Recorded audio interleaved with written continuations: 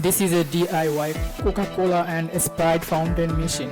I have made two handles, one for Coca-Cola and one for Sprite, through which the drinks will be dispensed. There is a keypad to enter the security code. I have also added an LED light in the center. When the LED light turns on, it indicates that the machine is powered on. The machine has a payment system for dispensing drinks. It also comes with a key switch and a price list. Now let's test the machine. First, I insert the key to activate the payment system. After inserting the payment, the money is automatically collected inside the machine. Now the machine is ready to use. The machine will not dispense any drinks without payment.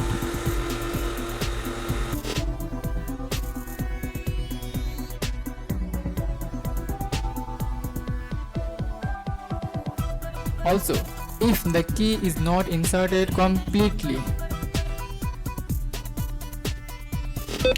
pressing the button will not turn on the machine.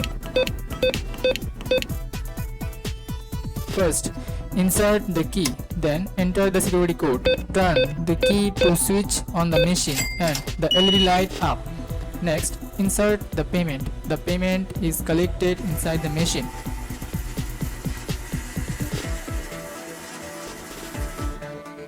Finally, press the Coca-Cola handle to dispense your drink.